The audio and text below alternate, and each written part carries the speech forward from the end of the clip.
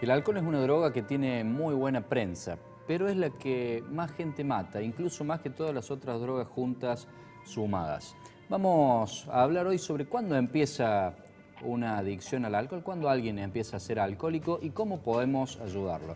Para esto le damos la bienvenida a nuestro invitado del día de hoy, que es el doctor Darío Gijena Parker. Doctor, ¿cómo le va? Buenas noches. Muy bien, ¿cómo están?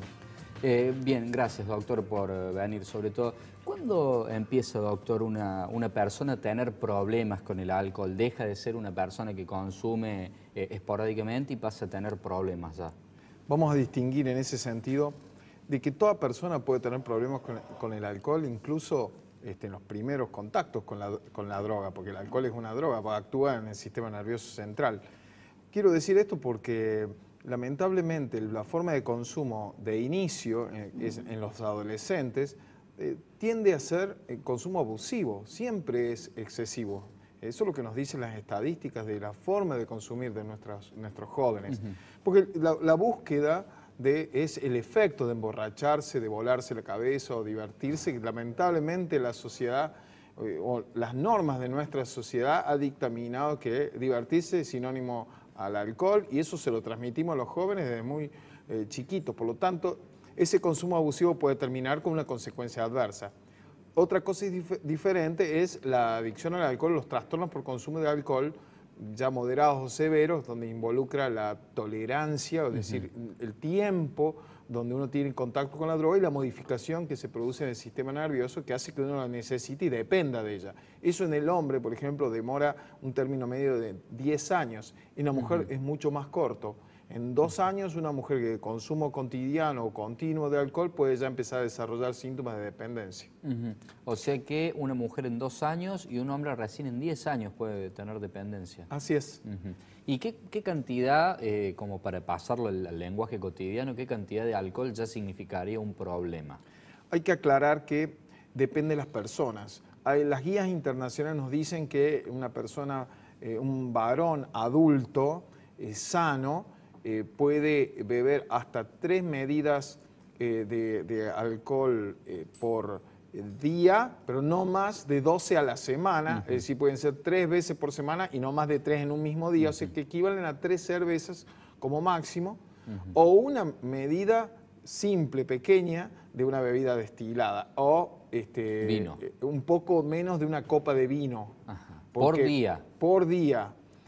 Y no más de 12 unidades a la semana, así que no más de 3 veces al día. Todos sabemos Pero que... obviamente esto sería cerveza, vino sería menos. El vino sería menos, ¿Y por eso dónde digo queda menos esto de una copa. de la copita con la cena de Favalor o de vino? Bueno, eso hay una discusión en la que los beneficios que existen a partir de ciertos compuestos que tiene el vino en particular producirían una disminución del riesgo cardiovascular, pero las contras del alcohol terminan siendo mucho mayores.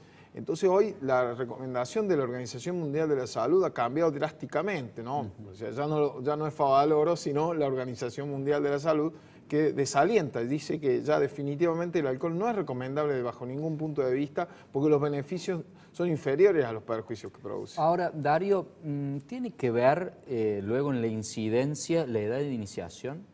Definitivamente. Mientras más precoz sea el primer contacto con el alcohol, más riesgo de tener problemas derivados al alcohol una persona. En términos generales, como les dije recién, un adolescente, un joven con un cerebro inmaduro, en desarrollo, tiene una respuesta diferencial al alcohol. Es decir, para un joven es más adictivo el alcohol en un punto, porque tiene más efectos euforizantes, más efectos desinhibitorios, que es lo que se busca, y menos efectos aversivos. O sea, le da menos resaca al joven, por eso puede tomar mucha más cantidad, porque su cerebro inmaduro tiende a comportarse de esa manera. Y otro dato importantísimo es que en general se demora 1 año entre el primer consumo, así casi probándolo. Los niños en general no les gusta el alcohol. Sabemos que podemos ver que algún niñito que haya probado por error o siente el olor de una copa y siente rechazo. Pero desde que aparece ese rechazo hasta que empieza a consumir, demora 1 año. Por eso es muy importante que alejemos a los niños del alcohol y esas probaditas tampoco son beneficiosas, por más que parezca que el niño le da asco, en realidad ese asco desaparece al año y empiezan allá a tener consumo excesivo. Ya no buscan beber moderadamente, sino a tomar mucho por el efecto que le produce. ¿Hasta qué edad, más allá de lo legal, que son 18 años, hasta qué edad debiera estar terminantemente prohibido para una persona el consumo de alcohol? No me gusta hablar de prohibido, diría que no es recomendable hasta que se haya terminado de desarrollar el cerebro, lo cual voy a decir algo medio utópico, pero los 24 años es la edad donde el cerebro, sobre todo un área del cerebro que es la corteza prefrontal, se termina de desarrollar. Ese es un momento crítico de la vida donde definitivamente necesitamos la mayor integridad posible. También entendemos que menos de 18 años, lo que indica la ley, tiene que ver con proteger también con las consecuencias, porque esa madurez no se ha dado para, bueno, por ejemplo, definir si va a manejar o no va a manejar con alcohol en sangre. Es muy frecuente y son tragedias absolutamente evitables e increíbles lo que pasa ahora en fin de año, donde muchos chicos organizan fiestas, muchas veces no son fiestas oficiales, sino en las casas de otros, o hay desplazamientos, o en algún lugar, en algún espacio público. Más se da en otros países esto del espacio público, y en otras regiones de Córdoba, por ejemplo en el sur de Córdoba, hay una tradición donde van con una carretilla cantando serenatas puerta por puerta y las familias están medio obligadas a darle alcohol, sino como que hacen un barullo, una especie de escrache. Y es una tradición social. Sería como un Halloween del alcohol. Es un Halloween del alcohol muy local de un área de Córdoba.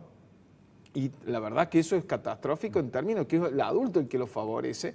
Y las consecuencias pueden ser accidentes automovilísticos, por ejemplo. Doctor, de cada 10 personas o de cada 100 personas en algún método estadístico que consumen alcohol, ¿cuántas pueden llegar a tener problemas? Y un 0,9%, o sea, una de cada 10 un de que tomen alcohol. 10% sería. Exactamente. Pero bueno, como les decía, varía en base al sexo, la mujer es más vulnerable, en la edad, como les dije, mientras más temprano, más vulnerabilidad y más riesgo va a tener. Las condiciones físicas, si tiene alguna enfermedad, el peso corporal, si esa persona consume, ha consumido algún alimento, también es algo que va a influir enormemente en el modo en que consume. Hay otras variables que hay que tener en cuenta, no son tan rígidas, pero es alta la prevalencia, una droga adictiva. Doctor, antes de pasar a su tarea en específico, el alcohol durante el embarazo y la lactancia.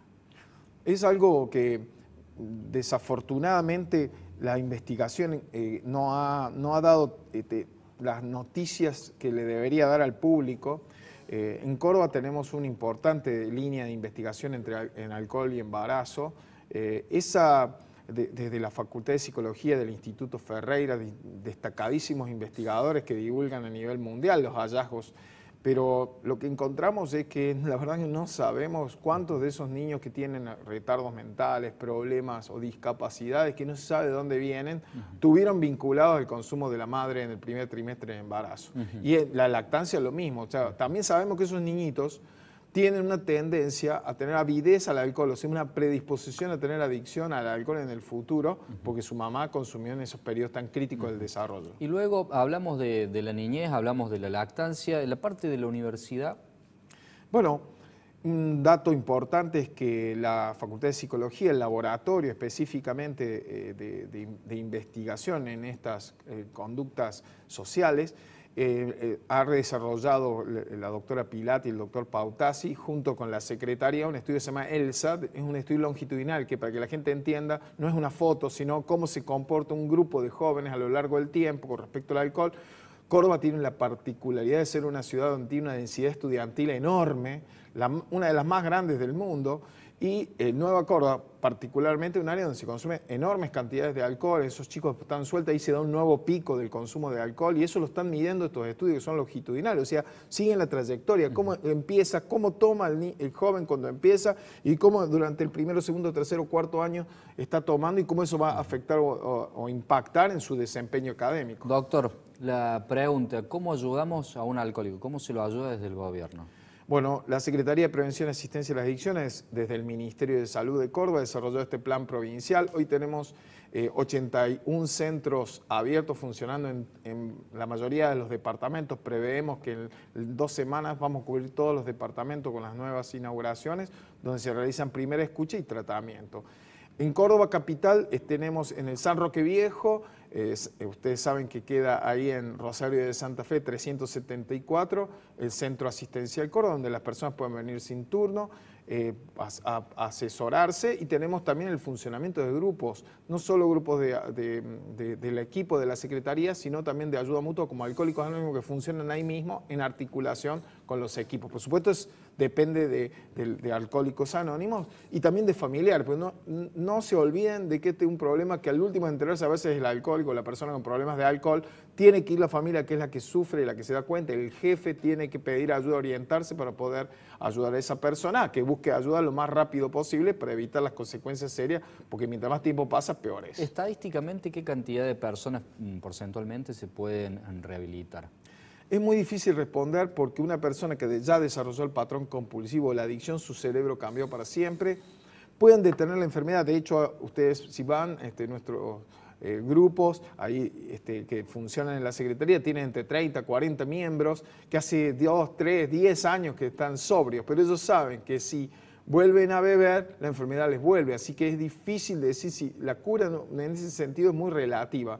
Pero el tratamiento, el problema no es la efectividad del tratamiento porque es alta, es similar a la diabetes como enfermedad crónica e incluso superior al asma, porque la diabetes, por ejemplo, recae en el 50% de los pacientes, violan la dieta, no siguen la medicación, dejan de ir al médico, como pasa con los adictos y los alcohólicos.